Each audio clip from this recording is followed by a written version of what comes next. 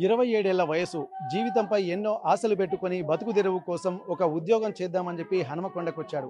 ఆ తర్వాత ఒక జిమ్‌లో ట్రైనర్‌గా పనిచేస్తూ అక్కడ ఇంకా మంచి సంపాదన ఉండాలన్న దాని మీద అబ్బో ఇక్కడ కేజీ చీరలు కొంటే అర కేజీ చీరలు ఫ్రీ అంట. మంగళ్య షాపింగ్ మాల్ కేజీల్లో సేల్ టన్నుల్లో ఆనందం. తనకున్నటువంటి కొంత ఇన్వెస్ట్మెంట్ పెట్టి ఇక్కడ పక్కనే ఉన్నటువంటి ఒక బేకరీ ఓపెన్ చేసినట్టుగా తెలుస్తుంది.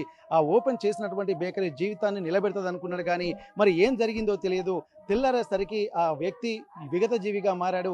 దీంతో పాటు ఆ కుటుంబ సభ్యుల్లో ఒక్కసారి నిన్న మొన్నటి వరకు తనతో మంచిగా మాట్లాడినటువంటి తన కొడుకు, తన బంధువు ఒక్కసారిగా తను ఉరి వేసుకుని బలవన్మరణానికి పాల్పడ్డటువంటి విషయం తెలిసి మొత్తం ఆ ఊరంతా ఒక ఆందోళనకరంగా ఆవేదన పూరితమైనటువంటి వాతావరణం నెలకొంది. ప్రస్తుతానికి ఇక్కడ హనుమకొండలోని ఒక సుబేదారి పోలీస్ స్టేషన్ పరిధిలో 27 ఏళ్ల యువకుడు భాషిక నాగరాజు అనేటువంటి యువకుడు ఇక్కడ బలవన్మరణానికి పాల్పడినడు. పక్కనే ఉన్నటువంటి ఇక్కడ సుప్రభ హోటల్ వెనుక సమీపంలో ఉన్నటువంటి తను రెంటుకుంటున్నటువంటి రూమ్లోనే బలవన్మరణానికి పాల్పడినట్టుగా తెలుస్తుంది. మరి ఈ బలవన్మరణానికి కారణం ఏంటి, మరి తల్లిదండ్రుల ఆవేదనకు, కుటుంబ సభ్యుల ఆవేదనకు, ఆందోళనకు కారణం ఏందో తెలుసుకునేటువంటి ప్రయత్నం చేద్దాం. ప్రస్తుతానికైతే వారి బంధువులతోటి మనం మాట్లాడేటువంటి ప్రయత్నం చేద్దాం. సమస్య అసలు ఎందుకు తను బలవన్మరణానికి పాల్పడాల్సి వచ్చింది, ఇప్పటి వరకు బంధువులకు నిన్న మొన్న కూడా కొంత తన పార్ట్నర్ తోటి కొంత ఇబ్బందికర వాతావరణం ఉంది, తను ఇంటికి వస్తానని చెప్పడంలో మరి ఆందోళన వెనుక కారణం ఏంది తెలుసుకునేటువంటి ప్రయత్నం చేద్దాం. ప్రస్తుతానికి వారి బంధువులు కూడా మొత్తం విగత జీవిగా మారినటువంటి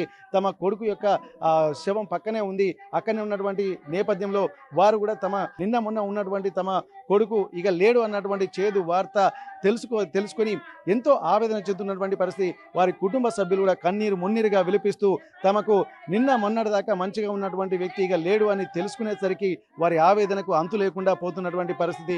ఒక్కసారి వారి ఆవేదనను, వారి వేడుపు ఎవరు పట్టించుకుంటారన్నటువంటి ఒక బాధలు మాత్రం ఆ కుటుంబ సభ్యులు వ్యక్తం చేస్తున్నారు. తమకు న్యాయం చేయాలన్నటువంటి ఒక డిమాండ్ మాత్రం వ్యక్తం చేస్తున్న నేపథ్యంలో మరి భాషిక నాగరాజు అనేటువంటి వ్యక్తి ఎందుకు బలవన్మరణానికి పాల్పడ్డాడు, మరి వారి కుటుంబ సభ్యులతో తెలుసుకున్నటువంటి ప్రయత్నం చేద్దాం. హనుమకొండ జిల్లా నడికుడ మండలం ధర్మారం గ్రామానికి చెందినటువంటి ఆ యువకుడు ఇక్కడ అనుమానాస్పద మృతి చెందడంతో వారి కుటుంబ సభ్యులు కూడా వచ్చి తను ఏం జరిగిందన్న విషయం తెలుసుకున్నటువంటి ప్రయత్నం చేస్తున్నారు. ఒక్కసారి వాళ్ళ బంధువులతో మనం మాట్లాడదాం. ఎందుకంటే నిన్న రాత్రి వరకు అందరితో మంచిగానే మాట్లాడినటువంటి యువకుడు తెల్లరాజుకి ఎందుకు విగత జీవిగా మారిండన్నటువంటి విషయాలు కూడా ఇక్కడ తల్లిదండ్రులు, కుటుంబ సభ్యులు, బంధువులు జీర్ణించుకోలేకపోతున్నారు. ఒక్కసారి వారితో మనం మాట్లాడే ప్రయత్నం చేద్దాం.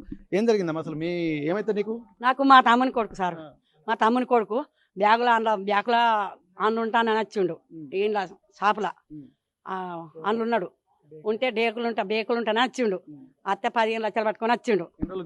మొన్ననే పట్టుకొని వచ్చిండు అని మేము ఊకున్నాం. ఊకుంటే ఇప్పుడు ఇది బ్యాకాయన చేసింది, ఎస్ఐ చేసింది మా తమ్ముని కొడుకును. మాకు అది నిర్ణయం అయినాకనే, వాళ్ళెవరో ముందుకు వచ్చినాకనే మా పిల్లగాని తీసుకుంటారు. ఈయన మందాకి సత్యం. ఎందుకు ఏం జరిగింది మీకు? ఇప్పుడు ఎందుకంటే సమాచారం తెలుసు జరిగింది. ఎస్ఐ మా పిల్లగాని ఉన్నాయి, మా పిల్లగాని కొట్టిండు.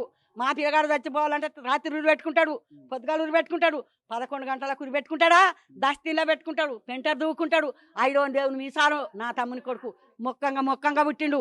మాకు ఇది నీ ఏమని తెలియాలి. మెడకు పెట్టింది స్కార్పు చిన్ని తోలు పెట్టిండ్లు. ఆడోళ్ళది చిన్ని, మగ పిల్లగానికి ఎట్లా వస్తుంది? వాడు చంపేపాటికనే ఆ కారుకు తెచ్చి నా కొడుకు పెట్టిండు వాంచను. అది చంపినోడు ముందు రావాలి, మీనే చంపిండని ఇడికి రావాలి. మీరు ఇప్పుడు తను ఎవరో అంటే చున్నీతోటి ఉరువు పెట్టినని చెప్పి అంటున్నారు కదా, ఇప్పుడు అనుమానం అయితే మీ వ్యక్తి ఎవరి మీద ఉంది మీకు? ఎవరి మీద అంటది? పోలీస్ అయినా చంపిండు. వాళ్ళకి ఏమవసరం అమ్మా? కొట్టుకుంటా తీసుకొచ్చిండు. మా చిన్నబాబు కొడుకు, మాకు తమ్ముడే నాగరాజు, మాది నడిగూడ మండలం ధర్మారం. మాది నిన్న సాయంత్రం ఫోన్ చేసిండు మా తమ్ముడు. తమ్మి ఏంటంటే, అన్న నాకు షాపు ఓనర్తో ఇబ్బంది అవుతుంది, బాగా ఇబ్బంది అవుతుంది అన్న, నేను వస్తా అంటే, మరి రేపు ఆకాశ పండుగ కదా, రేపు రారని మేము అన్నాం. మా ఇంకో బ్రదర్ ఉంటాడు, ఆయన కూడా ఫోన్ చేసిండు, అన్న నాకు ఇబ్బంది అంటే మొన్నే కదా అంటే, ఏదో సరే ఇంటికి వచ్చి మాట్లాడదాం, రేపు ఆకాశ పండుగ కదా, రేపు రారని మేము అన్నాం. అయితే విషయం ఏంటంటే, ఒక 15 లక్షల దాకా ఇలా బేకరీల షాపు పొత్తని వచ్చింది. ఒక 6 నెలల కంచెల్లి నడుస్తుంది ఇది. మేము కూడా ఇప్పుడు షాపుకు రాము, మాకు కూడా అంటే వాడు అస్సలు పోతాడు బండిన. పొద్దున తరుణ్ అంటేనే మా తమ్మునికి ఇంకో బ్రదర్ ఉంటాడు, ఆయన ఫోన్ చేసి ఇట్లా షాపు ఓనర్ ఫోన్ చేసిండు, మీ తమ్ముడు ఉరి పెట్టుకొని రూమ్లో చనిపోయిండట అని. తరుణ్ అంటేనే మా ఇంకో మల్లేష్ అంటేనే మా తమ్ముడు ఉంటాడు, మా తమ్ముని ఫోన్ చేసిండు. ఫోన్ చేస్తే మా తమ్ముడు మాకు చెప్పిండు, మేము వచ్చినాం. వచ్చి స్టేషన్ పోయింది. అసలు ఏంది మాకు తెలియదు కదా ఏందని స్టేషన్ పోతే అక్కడ స్టేషన్లో ఎస్ఐ గారి దగ్గర పోయి పిటిషన్ రాసిన పోతే ఎస్ఐ గారు మమ్మల్ని పిటిషన్ రాసేది ఏందా శవం తీసుకొని పోలంటే ఏం సార్ వాడు ఉరిపెట్టుకున్నాడు అసలు ఉరిపెట్టినట్టు అనిపిస్తలేదు అది కొంచెం మాకు డౌట్ వస్తుంది. నిన్న మా తమ్ముడు షాపు ఓనరు ఏదో ప్రాబ్లం అన్నాడు మాకు కొంచెం అమౌంట్ కూడా పట్టుకొచ్చిండు అంటే షాపు ఓనర్ ఇల్లే ఉన్నాడు మీరు ఏందా బాగా మాట్లాడే షాప్ ఓనర్ మేము ఎంక్వైరీ చేస్తాం మీకు సమాధానం చెప్పాలంటే మాకు సమాధానం చెప్పండి సార్ మా తమ్ముడు చనిపోయాడు కనీసానికి ఎంక్వైరీ చేసి దానికి న్యాయపరంగా మీరు మాట్లాడండి సార్ అంటే మీరు జరుగులే అని మమ్మల్ని తీసేసినట్టు మాట్లాడిండు. మీ ఇక్కడికి వచ్చేసరికి ఆల్రెడీ జీబీఎస్కొని సార్ ఇక్కడికి వచ్చింది సార్ మీ వరకు మీకు వాళ్ళ స్టేషన్లో ఉన్నాడు స్టేషన్ లేదు కదా సార్ అంటే మీకు సమాధానం చెప్పాలా అంటే సార్ మీరు కొంచెం ఆయన పక్కకు దాచినట్టు ఇస్తారు సార్ ఎందుకంటే మా పల్లెటూరు మాకు తెలియదు ఇక్కడ ఏం జరిగిందని మాకు ఇక అసలు ఈ విషయం తెలియదు మీరు చెప్పండి సార్ అంటే మీకు చెప్పేది ఏంటంటే శవం తీసుకొని పోయి అంట మీ శవం ఎట్లా తీసుకోపోతుంది సార్ అని మేము మీ పిటిషన్ పెడతాం మీ పిటిషన్ ఇచ్చినాం సార్ మీరు ఇచ్చినాక మీరు మాకు చూపించి ఓనర్ అసలు ఏం జరిగింది నాకు కూడా మీరు తెలుసుకోవాలని చెప్పాలంటే మీకు మీరు ఎక్కువ మాట్లాడతారు మీరు వెళ్ళిపోవాలి కేసు పెడతాం మీ అంటే ఎవరినే కేసు పెడతారు సార్ మీకు కూడా చెప్పి జరిగింది. అయితే విషయం ఏంటంటే ఒక 5 నెలల కింద ఈ అబ్బాయిని ఈ ఎస్ఐ గారు కుట్టిండు మాకు ఎందుకంటే ఈ అబ్బాయితో పనిచేస్తుంటే ఒక 2 నెలలు 3 నెలల కింద ఒక వీడియో పంపిండు ఎస్ఐ గారు టి సుమన్ గారు ఈ అబ్బాయిని కొట్టినట్టు ఒక వీడియో కూడా పంపిండు ఈ వరకు ఒకసారి ఈ అబ్బాయిని కూడా కుట్టిండు అంటే కారణం ఏంది అనుకోవచ్చు అంటే మాకు కారణమే తెలియదు కానీ మొత్తానికి అయితే బేకరీలో లేకుండా అయితే కొట్టరు కదా రీజన్ లేకుండా అంటే మాకు తెలియదు విషయం ఏంటంటే బేకరీలో ఏమైనా ప్రాబ్లం అయినా ఉండాలి బేకరీలో లేకుంటే తప్పు మా తమ్ముందైనా ఎస్ఐ గారిదైనా ఈ బేకరీ ఓనర్దైనా ఏదో పెద్ద ఎత్తున ఇది చనిపోయేంత అవసరం లేదు మా తమ్మునికి ఇది ఎస్ఐ గారి పాత్ర కూడా కొంచెం నాకు డౌట్ వస్తుంది. డౌట్ అంటే పూర్తి స్థాయిలో అనేది విషయం మీ తమ్ముడు తెలియదు అన్నాడు ఆల్రెడీ ఒక వీడియో కూడా మీకు కూడా పంపుతా ఇప్పుడు ఇది వేరే ఎస్ఐ గారి డిపార్ట్మెంట్ వాళ్ళు అంటే మేము చెకింగ్ చేస్తామంటే చెకింగ్ ఈ అబ్బాయి మీకు తెలియదు మీకు మీ అబ్బాయి ఉంటే వాళ్ళ పనిచేసే వాళ్ళు కూడా చెప్పిండు ఎస్ఐ మీ అబ్బాయికి తెలుసు కొన్ని వీడియో పంపుతాను వాళ్ళ సీసీ ఫోటోలు వీడియో అయింది నాకు దగ్గర మీకు కూడా మీకు ఇస్తాను. అంటే చనిపోయిండు చనిపోతే అతడు ఉరేసుకుంటే 4 ఉరుకు కూడా ఉండాలి లేకపోతే మూత్రాన పోవాలి దుడ్డి కన్నా పోవాలి ఏ లాంటిది ఏం లేదు చంపి పెట్టి ఎస్ఐ గారు ప్లస్ ఆ బేకరీ ఓనరు వీళ్ళు ముగ్గురు కలిసి ఆ 2 కలిసి వీళ్ళని పిల్లగాన్ని మర్డర్ చేసి చంపి అడ ఊరేసినట్టు ఆరోపణలు అంటే ఆరోపణలు చేయొచ్చు కానీ ఆధారం లేకుండా చేయొచ్చు కదా మీరు ఖచ్చితంగా వీళ్ళని ఎట్లా చెప్పగలుగుతారు మాకు జరిగింది వీళ్ళే కదా ఇక వేరే ఇక లేదు మాకు ఇదివరకు మాకు జరిగింది ఈ విషయం ఇది తెలిసింది వేరే వ్యక్తితో మాకు సంబంధం లేదు.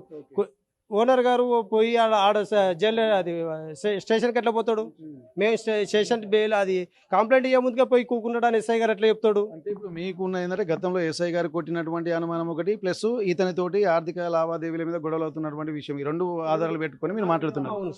మాకు ఈ 2 ఆధారాలు ఎస్ఐ గారు ఫస్ట్ ఎస్ఐ గారు ఆ బేకరీ ఓనరు వీళ్ళు నాగరాజు కన్నట్టయినా వీళ్ళ ముగ్గురికే తెలుసు ఈ విషయాలు ఆ విషయాలు తదిపి వారికి మాకు తెలియదు. నాగరాజు ఇప్పుడు ఒక 6 నెలల క్రితం నుంచి ఈ వ్యాపార లావాదేవీల విషయంలో అని చెప్పి అంటున్నారు మరి బంధువులు ఇంతమంది ఉన్నారు కదా ఎవరికైనా నాకు సమస్య ఉంది అని ఎప్పుడైనా చెప్పిన మీ బంధువుల కుటుంబ సభ్యులకు కానీ చెప్పలే మా ప్రశాంత్ అంటే మా అబ్బాయి ఉంటాడు ఆయన చెప్పిండు బాబాయ్ నేను ఇంటికి వస్తానా నాకు ఓనరు ఇబ్బంది పెడతాడు నేను చదువుకున్నా ఇంటికి వస్తా రేపు పొద్దున అంటే రేపు ఆకాశ్ పండు కదా రేపు రారా బాబు అని మా ఇంకో ప్రశాంత్ అంటే ఆయన ఫోన్ చేసిండు మీకు రికార్డులు ఉంటుంది పోలీసు వాళ్ళు చేసినా అలా కాల్ చేసినట్టు మాట్లాడే వయసులోకి వెళ్ళి ఉంటుంది షాప్ ఓనర్ ఇబ్బంది పెడతానని చెప్తా అంటే మీకు అట్లా రికార్డ్ తీస్తే వస్తుంది ఒక ప్రశాంత్ అంటే నాకు నాగరాజు ఫోన్ చేసి చెప్పడం జరిగింది నన్ను షాప్ ఓనర్ ఇబ్బంది పెడతాను నేను వస్తానని చెప్పాను. ఎస్ఐ గారు మీ పోక ముందుకే షాప్ ఓనర్ తీసుకొని అల్లే ఉన్నా అంటాడు మీకు చూపించాలి అవసరం అంటాడు మాకన్నా ముందుగా మేము అక్కడనే ఉంటాం పిటిషన్ ఇచ్చే ముందుకు ఇక్కడికి వస్తాం ఇక్కడికి వస్తే జీపీఎస్కొని సార్ కూడా వస్తాడు ఏం సార్ మీ అక్కడ పిటిషన్ మీకు ఇస్తాను మీ తమ దగ్గర మేము వస్తాం మీకు వస్తే మీకు ఏంది అని చెప్పేసి శవాన్ని తీసుకోపోండి శవం ఇట్లా తీసుకుపోతారు సార్ మాకు కొంచెం డౌట్ వస్తాం మీన కూడా అంటే నాయన డౌట్ వస్తుంది అంటే వీడియో చూడండి సార్ మీ వరకు 5 నెలల కింద అబ్బాయిని కొట్టినా సార్ నీకు పరిచయం లేదంటే నాకు అన్ని చెప్పాలంటాడు మీరు చెప్పకుండా మాకు చెప్పని అవసరం లేదు సార్ మరి దా బాడీకి న్యాయం చేయండి ఫస్ట్ ఏం జరిగింది అసలు ఆ ఓనర్కి సంబంధం ఏంటి ఫస్ట్ మాకు డౌట్ వస్తుంది సార్. ఇక్కడ ప్రస్తుతానికైతే ఇక్కడ సుబేదారి పోలీస్ స్టేషన్లోనే కొంత ఇబ్బందికర వాతావరణంలో అంటే 2 నెలల క్రితం కూడా ఇక్కడ అంటే తనకున్నటువంటి బేకరీని లేట్గా క్లోజ్ చేస్తున్నటువంటి సందర్భంలో కూడా ఎస్ఐ గారు కూడా ఇక్కడికి వెళ్ళినట్టుగా తెలుస్తుంది సీసీటీవీ ఫుటేజ్లు కూడా ఉన్నాయని చెప్పి ఇక్కడ ఆరోపిస్తున్నటువంటి నేపథ్యము అలాగే ఆర్థికమైనటువంటి లావాదేవీలు బేకరీలతో ఉన్నటువంటి పార్ట్నర్తో ఉన్నటువంటి విభేదాలు ఇవన్నిటికీ కారణం కూడా కొంత వీళ్ళ అనుమానం మాత్రం ఇద్దరి మీద వ్యక్తం చేస్తున్నటువంటి పరిస్థితి. ప్రస్తుతానికైతే ఇక్కడ నాగరాజు నిన్న రాత్రే వారి కుటుంబ సభ్యులకి వారి సోదరుడికి ఫోన్ చేసి కూడా తాను కొంత ఆర్థికంగా ఇబ్బందులు పడుతున్నానని చెప్పినట్టుగా తెలుస్తుంది. అయితే ఆ రాత్రి వస్తుంటే ఇప్పుడు కాదు, రేపు పొద్దున వచ్చేద్దాం, రేపు పండుగ రోజు రమ్మని చెప్పి వాళ్ళ బంధువులు కూడా సూచించినట్టుగా తెలిసింది. కానీ ఒకవేళ రమ్మన్నా కానీ తను బతికేవాడన్నటువంటి ఒక ఆలోచన కూడా ఇక్కడ కుటుంబ సభ్యులు వ్యక్తం చేస్తున్నారు. కానీ తెల్లార వరకే ఇక్కడ విగతజీవిగా మారడాన్ని కూడా తీవ్రంగా పరిగణించాల్సి వస్తుంది. ఎందుకంటే తను జిమ్లో కూడా తను ట్రైనర్గా పనిచేస్తున్నటువంటి వ్యక్తి అని చెప్పి ప్రస్తుతానికి ఇక్కడ ఉన్నటువంటి బంధువులు తెలుస్తుంది. ఒకసారి తను జిమ్లో కూడా తను పనిచేస్తున్నాడా లేకపోతే జిమ్కి వెళ్తున్నాడా రెగ్యులర్గా? చేసి అది బంద్ అయ్యి ఇది పార్ట్నర్షిప్ తీసుకున్నాడు బేకరీ. ఇలా ఒక 6 నెలల ముందు చేసిన తర్వాత ఈ బేకరీలో నేను ఇలా బిజినెస్ చేసుకుంటాను, ఇంటికాని డబ్బు తీసుకోవడం జరిగింది. ఇలా బేకరీలో పార్ట్నర్షిప్ లెక్క మళ్ళీ ఈ బేకరీలో వర్క్ చేసాను. జిమ్ 6 నెలల ముందు చేసేది, క్లోజ్ అయిపోయింది. చేసాను పార్ట్నరా లేకపోతే జాబ్ లెక్క చేసిండు. తర్వాత ఇట్లా బిజినెస్ చేసుకున్న ఆలోచనతో ఇంటికాని అమౌంట్ తీసుకొని వచ్చి ఈ బేకరీ నడిపించుకుంటూ ఇళ్ళనే గోదలు జరిగింది. మాకు ఎప్పుడప్పుడు ఫోన్ చేసేది, ఇంటి ఊళ్ళో కూడా వచ్చేది. నిన్న తప్ప అంతకు ముందు ఈ సమస్య గురించి ఎప్పుడు మీకు ఫోన్ చేయలేదా? నిన్ననే ఒక ప్రశాంత్ అంటే ఒక అంటే మా విలేజ్ ఇట్లా నాకు ఓనర్ ఇబ్బంది పెడితే ఆ అబ్బాయితో చెప్పడం జరిగింది. రేపు పొద్దున రమ్మని కూడా అన్నాడు. రేపు ఆకాశ్ పండుగ, రేపు వచ్చేరా బాబు మాట్లాడితే ఏం లేదు అన్నాడు. మరి ఇప్పుడు మీరు ఎందుకంటే ఇప్పుడు తను చనిపోయి ఉన్నాడు, అలాగే ఇప్పుడు మీకు అనుమానాలు కలుగుతున్నాయి. మరి ఇప్పుడు అధికారులు కూడా దీని మీద స్పందించాల్సిన అవసరం ఉంది. మరి ఏం న్యాయం కావాలనుకుంటున్నారు మీరు? అధికారులు ఇది ఒక ఎస్ఐ గారిను ఆ షాప్ ఓనర్ ఎంక్వైరీ చేసి మాకు అసలు న్యాయం కావాలి, అసలు ఏం జరిగింది, సరే తప్పు ఎవరిది ఎట్లా జరిగిందన్న మాకు మేము తెలుసుకోవాలి, మాకు న్యాయం కావాలని మేము కోరుతున్నాం. మాకు డిపార్ట్మెంట్ అసలు పూర్తి నమ్మకం కూడా పోయింది. ఆ ఎస్ఐ గారిని చూస్తే భయం వేస్తాను. మాకు శేషం పోతున్నా భయం వేసి మేము ఇక్కడనే ఉన్నాం. ఒకటి చూడండి మా వాళ్ళు మేము ఇక్కడనే ఉన్నాం. శేషం పోవాలంటే భయం అవుతుంది. మా ఆయనే ఉల్టా కేసు పెడతారు. ఏం కేసు పెడతావు సార్ అని నిలదీస్తే ఏంది నువ్వు నాకు చెప్పుతున్నాడు. మీ ప్రెస్ వాళ్ళని పిలిపించి ఇంత ప్రెస్ మీట్ పెట్టడం జరిగింది. దయచేసి మీరు అందరూ ప్రెస్ వాళ్ళు మాత్రమే మాకు న్యాయం చేయగలుగుతారు. మీకు ప్రతి ఒక్కరికి పేరు పేరున కాళ్ళకు పాదాభివందనం చేసుకుంటూ మేము మిమ్మల్ని ప్రాధేయపడుతున్నాం. దయచేసి దీనిలో ఏదైతున్న కోణంలో కొంచెం విచారించి మా వాళ్ళకు దయచేసి న్యాయం చేయండి. అంతే, మాకు మీ ద్వారానే అవుతుందని చెప్పేసి మేము మీ దగ్గరనే ఇస్తున్నాం. మీరు మామూలుగా పల్లెటూరు నుంచి వచ్చి ఇల్లు అది ఇదని చెప్పేసి అనుకోకండి. మీరు మీ ద్వారానే నాకు న్యాయం అవుతుందని చెప్పేసి మేము అందరం పిలిచి ఈడ చేయడం జరిగింది. 27 సంవత్సరాల యువకుడు తను అంటే మానసికంగా కూడా జిమ్లో పనిచేసినటువంటి వ్యక్తిగా తను ట్రైనర్గా ఉన్నాడు. మానసిక స్థితి కూడా చాలా స్ట్రాంగ్గా ఉంటుంది. అతను బలవన్మరణానికి పాల్పడేటువంటి స్థితి కాదని చెప్పి అంటున్నారు. కొన్ని అనుమానాలు అయితే వ్యక్తం చేస్తున్నారు. ఖచ్చితంగా వీళ్ళు అనే ఆరోపణలు అయితే చేయడం లేదు, కానీ కొన్ని అనుమానాలను నివృత్తి చేయాల్సినటువంటి బాధ్యత పోలీసు అధికారుల మీద ఉంటుంది. కాబట్టి వాళ్ళని ప్రాధేయపడుతున్నామని కూడా చెప్తున్నారు. ఏదేమైనప్పటికీ కూడా ఇక్కడ నిన్న వరకు మాట్లాడినటువంటి ఒక వ్యక్తి ఇప్పుడు తెల్లారేసరికి విగతజీవిగా మారడం వెనుక కారణం ఏందన్నటువంటి విషయం తమకు కావాలి. అప్పటి వరకు ఇక్కడ నుండి మేము కదిలేదు లేదని చెప్పి ఇక్కడ ఉన్నటువంటి వారి బంధువులు కూడా ఉంటున్నారు. గ్రామీణ నుండి వచ్చినటువంటి వాళ్ళని చెప్పి ఇక్కడ మాకు అన్యాయం చేసేటువంటి ప్రయత్నాలు మాత్రం మానుకోవాలన్నటువంటి ఒక విజ్ఞప్తి కూడా చేస్తున్న నేపథ్యంలో ఇప్పుడున్నటువంటి సిచ్యువేషన్ ఏం జరిగిందన్నటువంటి కోణంలో తమకు ఖచ్చితంగా జవాబుదారీతనం చూపించాల్సినటువంటి అవసరం ఉందన్నటువంటి ఒక ఆవేదన, ఆందోళన మాత్రం ఇక్కడ కుటుంబ సభ్యులు వ్యక్తమవుతున్నటువంటి పరిస్థితి. హనుమకొండ నుండి కెమెరా పర్సన్ వంశీతో వెంకటరత్నం, RTV వరంగల్.